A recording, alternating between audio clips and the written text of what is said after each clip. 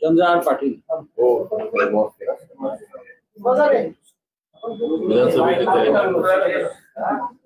बोला. झाले का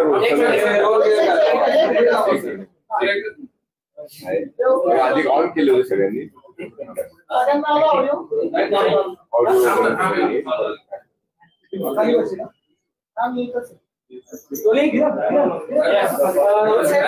सकाळी सचिन वाजेंनी माझ्याला प्रतिक्रिया दिली. सचिन वाजेंचं म्हणणं आहे की देवेंद्र फडणवीसांना मी पत्र लिहिले, त्या पत्रामध्ये अनिल देशमुख हे पैसे घेत होते आणि ज्याच्यामध्ये जयंत पाटलांना कोणाविषयी बोललात आपण? सचिन वाजे कोण आहेत ते? त्यांनी कोण आहेत? अँटिलिया प्रकरणातले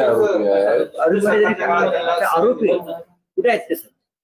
कुठे वृद्धाश्रमात आहेत का साबरमती आश्रमात आहेत की वर्ध्याच्या पवनार आश्रमात तपस्या करतायत? म्हणजे कोण आहेत ते? कोण आहेत? भारतीय जनता पक्ष निवडणुकीत उतरतो आहे आणि पराभवाच्या भीतीनं विरोधकांवर हल्ले करण्यासाठी अशा जर संत महात्म्यांचा वापर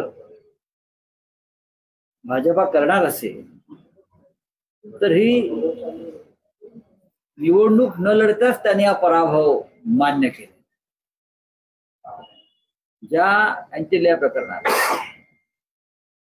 बॉम्ब ठेवले गेले तिथे, त्यानंतर एका निरपराध व्यक्तीचा खून केला गेला. महाराष्ट्राला नव्हे देशाला हादरवणाऱ्या या प्रकरणातले दोन मुख्य आरोप पोलीस खात्यातले आणि त्यातला एक मुख्य आरोपी जे मुंबईचे पोलीस आयुक्त होते, त्यांना क्लीन चिट दिली भाजप, आणि उरलेले दोन आरोपी तुरुंगात होते ते आता सध्या सुटले आणि मिंदे गटामध्ये ते आता मिंदे गटामध्ये आहे, त्यांच्यासाठी काम करतात. कदाचित ते निवडणुका लढतील अंधेरीतून. आणि दुसरे जे महात्मा आहेत हे अशा प्रकारे पत्रव्यवहार करून म्हणजे अनिल देशमुखांनी एक माहिती समोर आणली, त्यानंतर त्यांनी काही फडणवीसांवरती आरोप केले. फडणवीसांनी उत्तर देण्यासाठी त्यांना तुरुंगातला प्रवक्ता लागतो. हे या देशामध्ये आम्ही प्रथम पाहतो की त्यांना तुरुंगातला खून, दहशतवाद यातला एक आरोपी भाजपचा प्रवक्ता म्हणून काम करतोय. मी जे वारंवार म्हणतोय, तुम्ही विसरू नका, मी गेले 1 वर्ष सांगतोय की राजकारणासाठी आणि निवडणुका जिंकण्यासाठी सरकारमधले काही प्रमुख लोक गुंड टोळ्यांचा आणि तुरुंगातील गुंडांचा वापर करतायत. हे मी वारंवार सांगतोय. हे तुम्हाला आता सिद्ध झालं असेल. तुरुंगात फोन जात आहे त्यांची, तुरुंगात त्यांचे प्रतिनिधी जात आहेत सरकारचे, कोणी काय बोलावं, कोणी काय स्टेटमेंट द्यावी.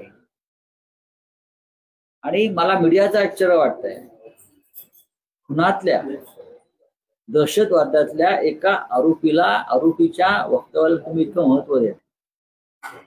मी भाजपच्या प्रवक्ते पदाची जबाबदारी दिलेली आहे, त्याच्यामुळे महाराष्ट्राची मान शर्मेनेच खाली गेलेली आहे. एक गुंडाला आणलं जातं बाहेर, त्याच्यावरती अत्यंत गंभीर स्वरूपाचे आरोप आहे आणि तो काहीतरी सांगतो, मी देवेंद्र फडणवीसांना पत्र लिहिलंय. बरं का, नार्कोची पण तयारी, नार्कोची पण तयारी. ठीक आहे हो, या सगळ्यांची नार्को करा भाजपच्या लोकांची, मग कळेल त्यांनी काय गेल्या 10 वर्षात कांड केलेले आहेत ते कसल्या नार्को आणि काय आहे. अनिल देशमुख असतील, संजय राऊत असतील, नवाब मलिक असतील, केजरीवाल असतील, संजय सिंग असतील, ईडीचा गैरवापर करून, पोलिसांचा गैरवापर करून आम्हाला अडकवण्यात आलं. आणि मुंबईचे पोलीस आयुक्त त्यावेळेचे या सगळ्या खटल्याचे मुख्य आरोपी त्यांना मोकळं सोडण्यात आलं, कारण त्यांनी अनिल देशमुखांवरती आरोप करून ठरवलं. आता जयंत पाटलांचं नाव त्यांनी घेतलं. माझ्याकडे असे तुरुंगातले 10 लोक उभे करू शकतो जे फडणवीसांचं नाव घेतील, जे बावनकुळ्यांचं नाव घेतील, अमित शहाचं नाव घेतील. अमित शहा पण तुरुंगात जाऊनच आले आहेत ना. भारतीय जनता पक्षानं असे संत महात्मे गोळा केले. आता काही दिवसांनी एकाला तर वॉशिंग मशीन मध्ये टाकलेलंच आहे या खटल्यातल्या एका पोलीस अधिकाऱ्याला. आता ह्यालाही वॉशिंग मशीन मध्ये टाकून स्वच्छ करतो. बघा, या राज्याच्या राजकारणाची पातळी आपण किती खाली आणायची या राज्यातल्या नेत्यांनी ठरवायला हवं. देवेंद्र फडणवीस यांच्याबद्दल आमचा वारंवार आक्षेप आहे की तुम्ही महाराष्ट्राच्या राजकारणाचं डर्टी पॉलिटिक्स गटार केलेलं. फडणवीसांनी समोरून सांगायला पाहिजे गृहमंत्री म्हणून की एका गुंडाच्या, एका दहशतवाद्याच्या स्टेटमेंटवरती विश्वास ठेवू नका म्हणून. ते गृहमंत्री म्हणून त्यांचं काम आहे. ते गृहमंत्री म्हणून काय करतायत तर टाळ्या वाजवतायत या आरोपीच्या वक्तव्यावर. पहा एक आरोपी काय बोलतो आहे. स्वतः ते वकील आहेत देवेंद्र फडणवीस. महाराष्ट्र अशा राजकारणाचा तिरस्कार करतो, हेट दिस पॉलिटिक्स. आणि देवेंद्र फडणवीस या राजकारणाचे सूत्रधार. सचिन वाजे कधी काळी तुमचे म्हणजे शिवसेनेच्या जवळचे होते असं जे कधी काळी हे विषय सोडून द्यावं. कधी काळी एकनाथ शिंदे पण आमच्या जवळचे, कधी काळी फडणवीस आमच्या जवळचे. अब मुंडा बिगडा गया तो हम क्या करें. कधी काळी सगळेच आमच्या जवळचे होते. अमित शहा जवळचे होते, मोदीजी जवळचे होतेच ना जवळचे. ते प्रश्न शिवसेनेत असण्याचा किंवा नसण्याचा नाही आहेत. 20 वर्षापूर्वी कोण कुठे होतं बोलू नका. आज ते कुठे आहेत आणि आज ते काय करतात वर्तमानात बोला. देवेंद्र फडणवीसांवरती अनिल देशमुखांनी आरोप केले, फोटो दाखवले. माझ्या दृष्टीनं हा विषय संपला. मी तुम्हाला काय सांगायचं सांगेल. उगा तळण दळू नका. एक गुंड दहशतवादाच्या आरोपातला जो बॉम्ब ठेवतो, बॉम्ब बनवतो, त्याला मुंबईचे पोलीस आयुक्त मदत करतात. जो खुनाचा आरोपी आहे, हत्येचा आरोपी आहे, तो भारतीय जनता पक्ष संकटात आला की ताबडतोब घेऊन बाहेर स्टेटमेंट देतो. ही 3री वेळ आहे. भारतीय जनता पक्षानं असे प्रवक्ते जे नेमलेले आहेत त्याच्यामुळे भारतीय जनता पक्ष भविष्यामध्ये जो आज आहे त्याच्यापेक्षा रस्ता तळाला जाणार आहे. एवढं तुम्हाला. पुढला प्रश्न आहे. पुढला विषय घ्या. मी आपल्याला सांगतोय ना मगापासून मी काय सांगतोय. हा बताइए क्या है वजह, कौन है वजह. आप मुझे बताइए. आप मुझे सवाल पूछ रहे हो, आप मुझे बताइए वजह कौन है. क्या आप मुझे बता सकते हो?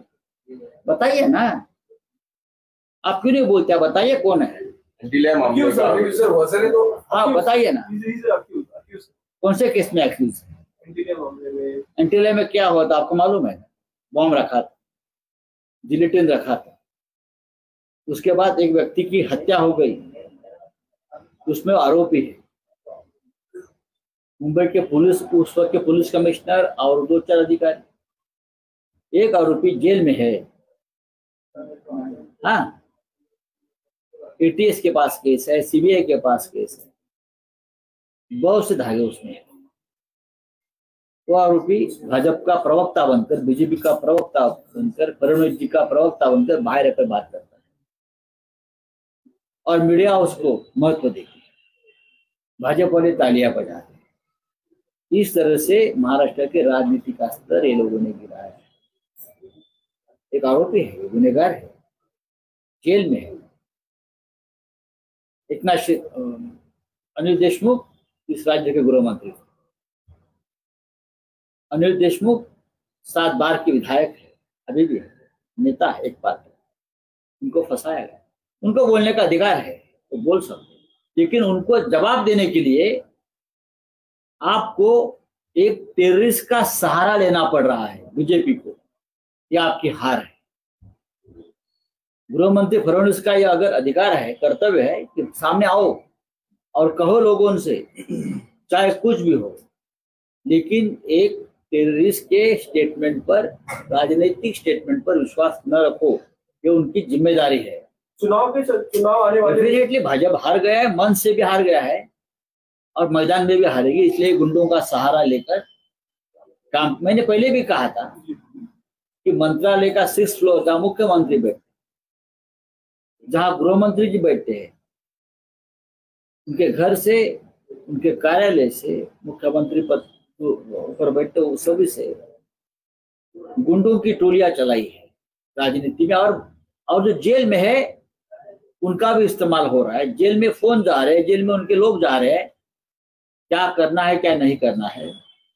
इसी केस के एक और अभियुक्त आरोपी, नाम नहीं लूंगा, आपको मालूम है, वो शिंदे के साथ है और शिंदे की पार्टी से चुनाव लड़ रहा है अंधेरी से। ये खेल महाराष्ट्र में चल रहा है। और आप नीति की बात करते हो, संस्कृति की बात करते हो, संस्कार की बात करते हो। जयंत पाटिल देखिए, जयंत पाटिल का नाम आ रहा है, आपको लग नहीं रहा कि शरद पवार पे सीधा निशाना?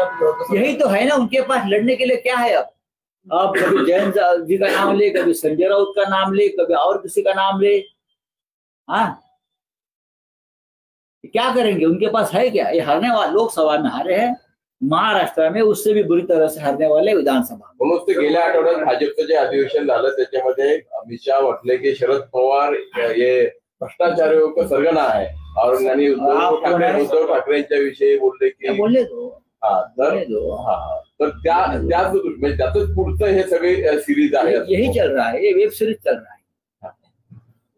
ये बीजेपी ने एक क्रिमिनल क्राइम वेब सीरीज बनाई है, क्या मिर्जापुर ना।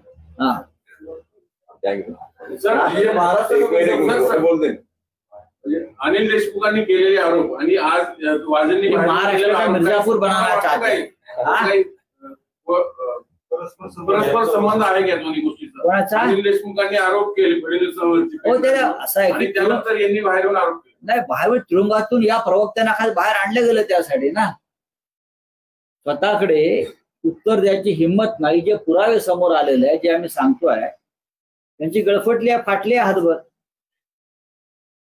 त्याच्यामुळे त्यांचे जे प्रवक्ते आतमध्ये आहेत विविध तुरुंगात, त्यांना आता परत बाहेर काढलं जाईल आणि अशा प्रवक्त्यांच्या माध्यमातून महाविकास आघाडीतल्या नेत्यांवरती हल्ले केले जातील।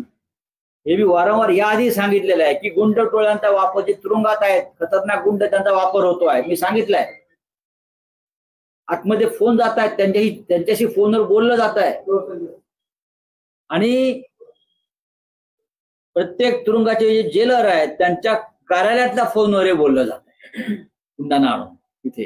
बोला, अध्यक्ष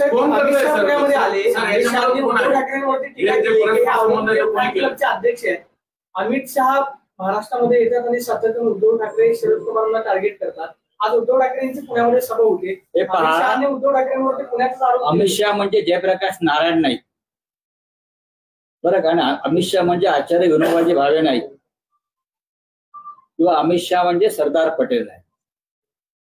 कळलं का मला काय म्हणायचं आहे?